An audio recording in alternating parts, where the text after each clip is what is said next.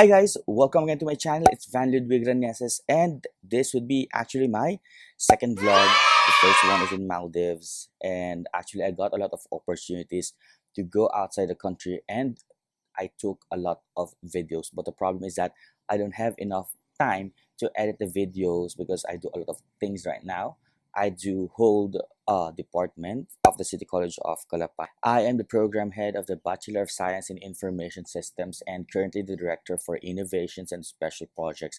So I really have a lot of things to do. And aside from that job, I also do a lot of freelance works, and I do photography, videography, production design, events hosting, and that's why my voice is like this right now. I just came from a hosting stint this morning, the opening of the new Santa Isabel Shell, and I'm filming this because I will not have a lot of time after this because I'll be very busy for the rest of the week, and the deadline actually is tomorrow, Sunday. We are tasked to do a vlog.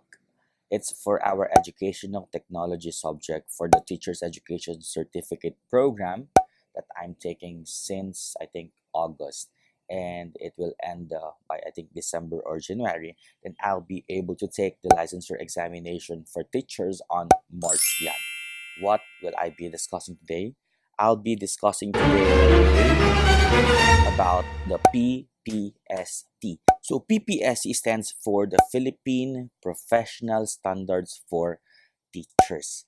And the Ppst is really important for future educators like me because it will help me define and initiate some plans or create some plans for the future wherein I'll be able to cope up with the measures of standards for the Philippine professional teachers. So I hope that I'll be passing the licensure examination on March and be a real full-fledged teacher. So just a sharing, guys, I was a professor for multimedia and programming, especially for web programming sa Divine Word College of Calapan from 2013 to 2018, I think. Yeah, then I resigned in 2018. Then I applied for City College of Calapan, where I am right now.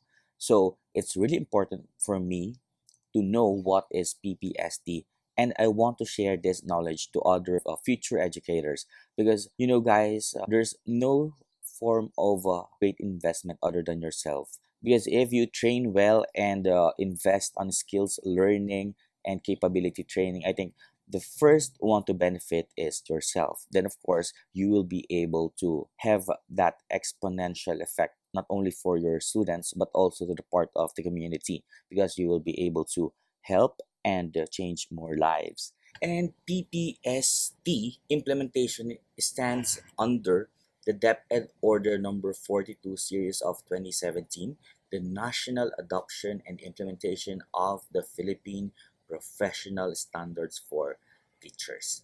And under the Ppst, we have four major classifications of educators or teachers. The first one is the beginning teachers. So technically, they are the ones na kapapasa lang from the licensure examination, but they have a clear grasp of the content knowledge and pedagogy of what they are doing.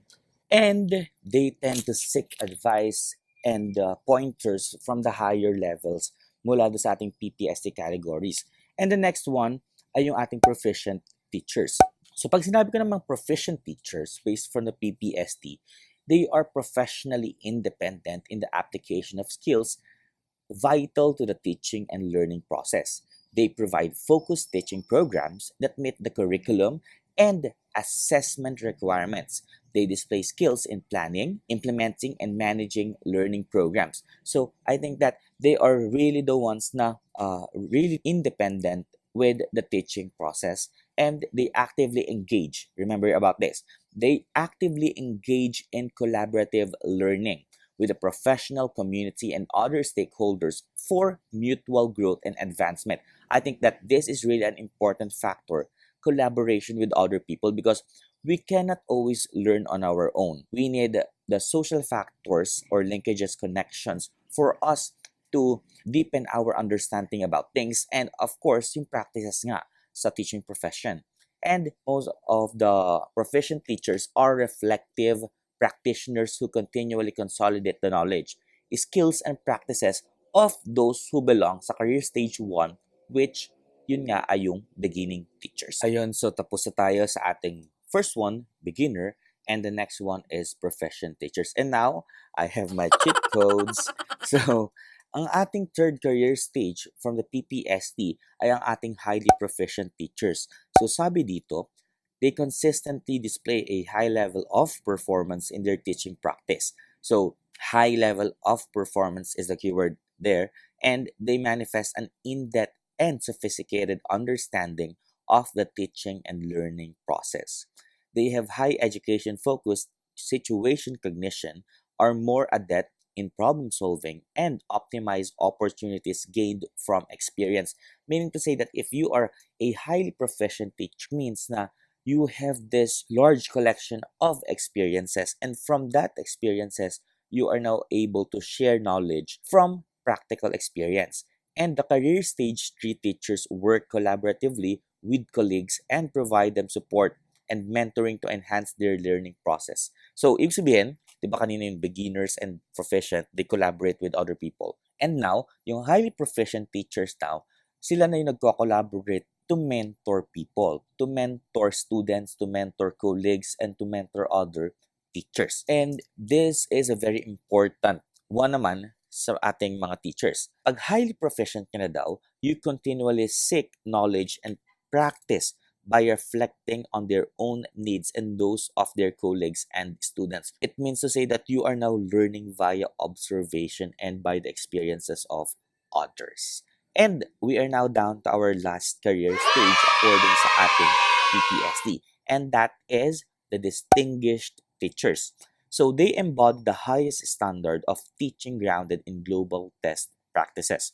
They exhibit exceptional capacity to improve their own teaching practice and that of others. So it means na hindi lang pansarili nila, but they can manifest or they can develop certain solutions to the problems of others. They are recognized as leaders in education, contributors to the profession, and initiators of collaborations and partnerships. So it means to say that they are really great leaders and they create lifelong impact in the lives of the colleagues, students, and others. So they consistently seek professional advancement and relevance in pursuit of the teaching quality and excellence, and they exhibit commitment to inspire the education community and stakeholders for the improvement of education provision in the Philippines. Meaning to say that they are the ones who tend or who seek some innovations and only actually not innovations but development from the current system of the teaching profession here in the Philippines. Yan. Tapos na tayo sa ating 4 career stages according sa ating PPST. And now, I'll be introducing you to a new one but still under the PPST. So under the PPST, they have defined 7 domains of the teaching profession. So I'll be discussing it one by one. So number 1 is content knowledge and pedagogy. So pag sinabi natin content knowledge and pedagogy, meaning to say that you know what you are teaching, you know what you are sharing. So it's a very important factor that as a teacher, you know what you are saying and you look confident when you are saying it. So meron tayong minsan, di ba? Meron tayong teachers na parang hindi alam yung tinuturo. And that's make it unbelievable or it makes us indifferent if we will be accepting the fact or if we will be digging in or if we will be still researching about the topic because we are not convinced by the way or the delivery or maybe dahil talagang kulang pa yung knowledge ng teacher regarding sa topic. So that's why it's really important as a teacher that you know what you are teaching. Because kahit paikot-ikutin ka, pag alam mo yung topic, alam mo. And in my 5 years or 6 years of experience as a teacher, malaking factor na alam ko yung tinuturo ko. Kasi pag hindi ko alam yung tinuturo ko, medyo bumpy yung teaching practice. I mean, yung teaching session is medyo bumpy. Kasi, for example, I've got this experience. I taught under the senior high school department of Divine Word College of Calapan, where I taught the subject biology. I'm good at biology, but I'm not really into biology because my major is information technology and also had my master's in information technology. But I'm a wide reader, that's why I don't found a great difficulties teaching the subject. But there is this one topic wherein I really need to research in that because it is the adenosine triphosphate release of energy. So maybe some of you might know the process. That time, that's really strange to me kasi that's the first time I met the topic. So what I did is to research and research, I think around 2 hours. I spent 2 hours researching for the energy release of the adenosine triphosphate. So it's the ATP. So high biology majors there. But the thing is, if I kasi sanay ako na on the spot teaching. I mean, no preparations, no everything. But siguro kung hindi ko natignan yung topic before the session, siguro manganga pa ako that time. So that's why the content knowledge and the pedagogy is really important. There is this new word, maybe it is very strange to you because actually the first time I heard this word was when I attended the session with Dr. Martinez regarding the 7 domains of the Ppst. So that's pedagogy. So pedagogy, according sa ating dictionary, is the method and practice of teaching, especially as an academic subject or theoretical concept. So the relationship between applied linguistics and language pedagogy is the example. So it means it's how you deliver, it's how you practice, and the method of teaching you are doing. So it's really important that you just do not know the topic, the contents, but you know how to effectively deliver and how to effectively instill seeds of knowledge to your students' mind. That is number one, content knowledge and pedagogy. So the second one sa ating 7 domains under the PPST is the learning environment. As educators, it is our job, it's our responsibility to provide a very secure, safe, fair, and very promoting learning environment for our learners. Because without a very conducive learning environment, learning process will be very difficult because of different barriers. So just like in communication, there are barriers, and just like here in learning environments, there are several factors that we need to consider. So especially when we will be talking about the other domain, but we have different kinds of learners. Therefore, we need to neutralize them. We need to think and we need to be ready about the learning environment they are in. So, ibig sabihin, if we will be promoting a very conducive learning environment, there is this direct proportion na mas matututo ang bata.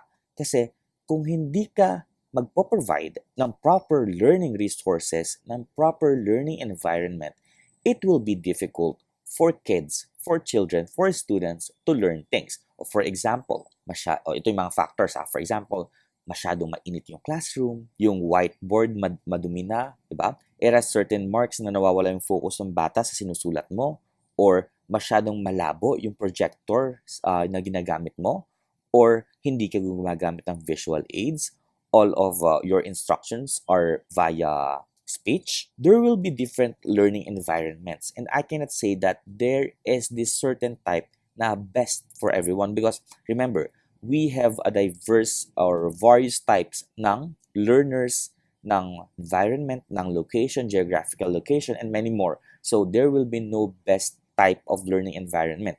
But it's your job to assess kung nasan kang teaching and learning environment. Then from there, identify the problems, the barriers, and try to solve it. So for example, masyadong malaki yung class count, although the maximum should be 40 to 50, but in some cases, nagdadagdag into 60. Meron mga instances na masyadong marami. So what should be your intervention?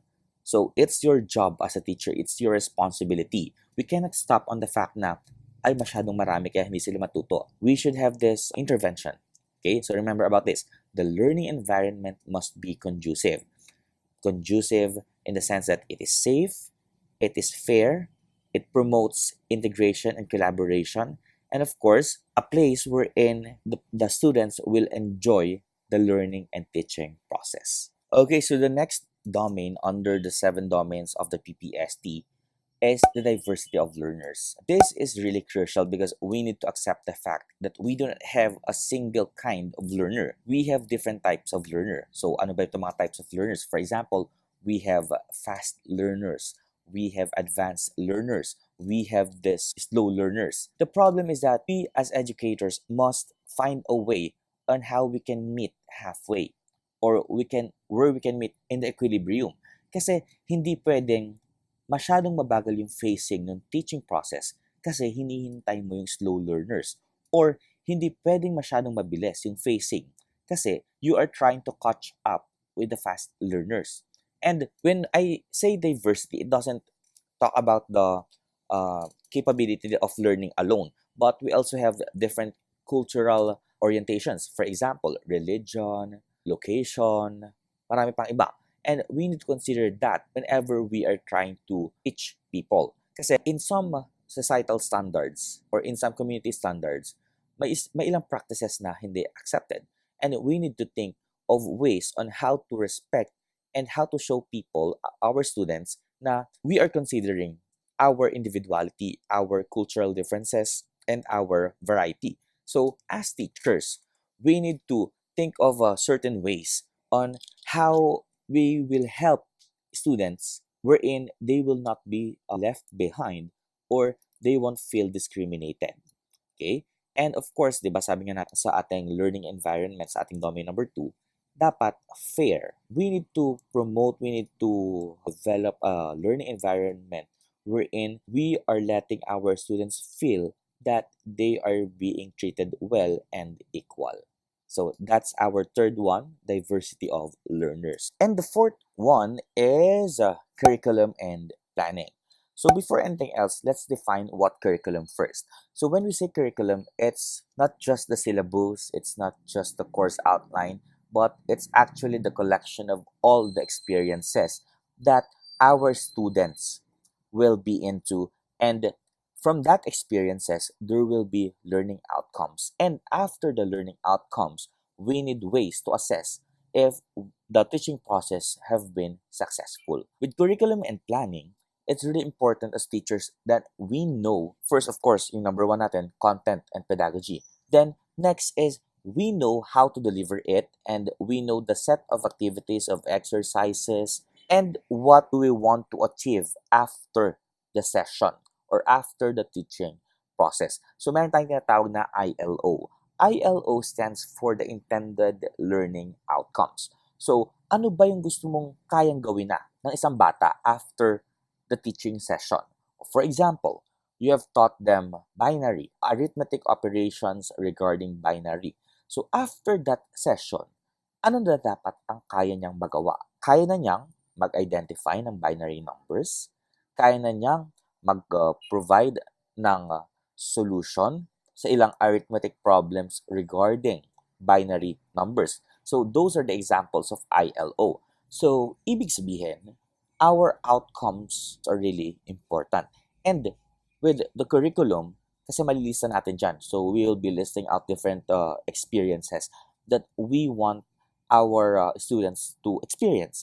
And from that, we will be able to list down activities, techniques to deliver the problem.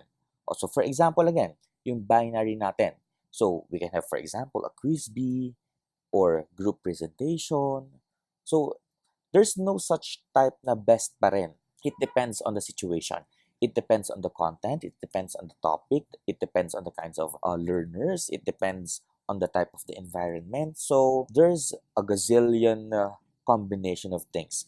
So there's no such as the best practice regarding this curriculum and planning. But one of the most important factor in curriculum and planning is the planning part. Because as teachers, we need to be prepared. We need to plan ahead of time. We need the right implementation of our curriculum. Because without the right implementation of our curriculum, mawawala ng sense yung ating curriculum. And as educators, there will come a time na hindi talaga masusunod yung curriculum. And we need to be ready. We need to be fast acting into different situations. Kasi we need to solve the problems. Kasi nga, there will be times na ay hindi available yung learning resources. Or nagbago ng schedule, nabawasan yung oras. So there will be some activities, tasks na hindi kayang i-achieve, hindi maging feasible sa ating learning environment and the time frame. As teachers, we need to be very flexible on this. We need to think fast of certain things para ma-achieve pa rin yung same learning outcomes without sacrificing the teaching process. So that's it, curriculum and planning. And now we are down to our fifth domain ng ating PPST, and that is assessment and reporting. So assessment and reporting is another important factor. So I have mentioned it a while ago sa ating curriculum. So in our curriculum, we will be defining ways and evaluating and assessing the capabilities of our students as well as our methodology or our methods of teaching.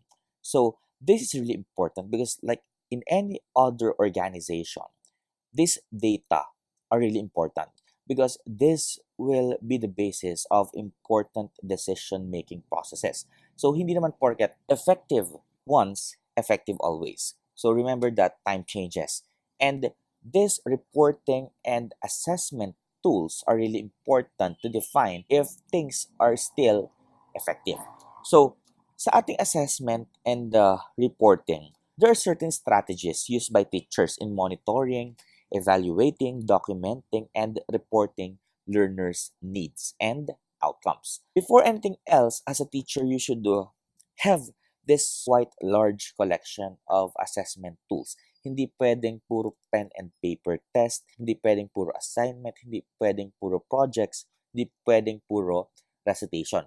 But as a teacher, there are certain and creative ways on doing the assessment. Just Google it. There's a lot. Then, this domain concerns the use of assessment data in a variety of ways to inform and enhance the teaching and learning process and programs. Part pa rin ng assessment and reporting is the feedbacking activity. So, it means to say na hindi natatapos sa assessment, but we need to give feedback sa ating learners on where can they do more or where can they develop more, where they do well, para malaman din nila on the next activities kung ano ba yung strengths and weaknesses nila.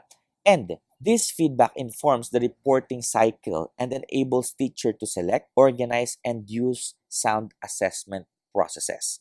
Okay, there are certain times na ma-realize natin na may mga assessment type na hindi effective. O for example, yung rubrics mo in a certain activity, hindi pala tama yung pagkaka-distribute mo ng points wherein dapat yung isang factor mas mataas, yung isang factor mas mababa. So, I think this is another kind of aid not only for learners but also for teachers on how we can do well on the next activities that we will be performing. So, that is our fifth one, assessment and reporting. And the next one, community linkages and professional engagement. So, di ba sinasabi lagi nila, as a teacher, learning never ends. So, it's our responsibility, an official requirement of being a teacher that we should never stop learning. Because, yun nga sabi ko kanina, time changes so fast. Baka yung alam natin before, obsolete na tomorrow.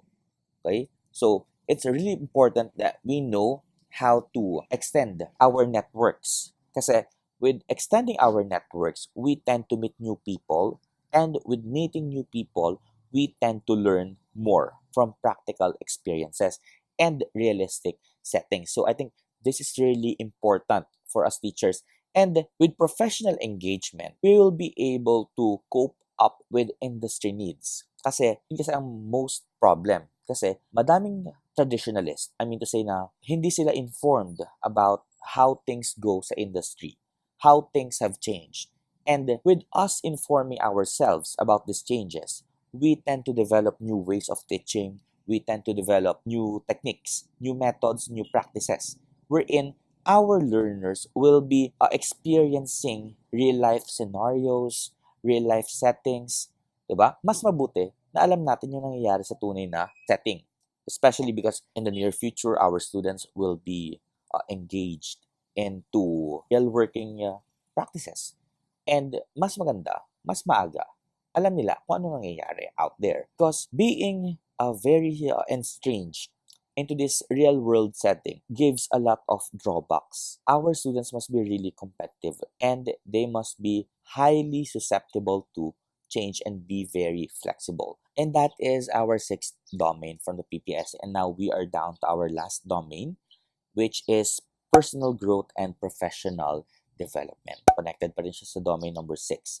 It's our responsibility still to gain more knowledge, to aim for better learning, work within not only the bounds of our comfort zones, but we should, I think, get out of it get out of the box and meet new people, engage ourselves in different capability trainings, skill set learning, and enhancement, which will be a very value added not only to ourselves but to our teaching profession. Because basically, yung alam natin, we have this tendency to share it to our students. And we should, I think, regularly attend the different trainings and seminars. We should benchmark to different institutions, see what they are doing, and if that solutions would be very beneficial to our own settings. And I think that our personal growth is not only personal, it creates a ripple effect. If you are trying to develop yourself, then you are trying to bring a significant change to the classroom setting. So I think, guys, that you have understood the 7 domains of the PPST. And I hope, guys, that our future educators that will be watching this video, please do look up sa ating Google yung ating PPST, because there's a lot of resources discussing this. And maybe I have not discussed the whole thing, but I hope that I have given you a bird's eye view on the PPST and how this standard, how this measure can help an educator on bringing up the best in their teaching career. So thank you, guys. This is again Van Ludwig Reneses, and please do not forget to like and subscribe this channel. Thank you very much. Bye.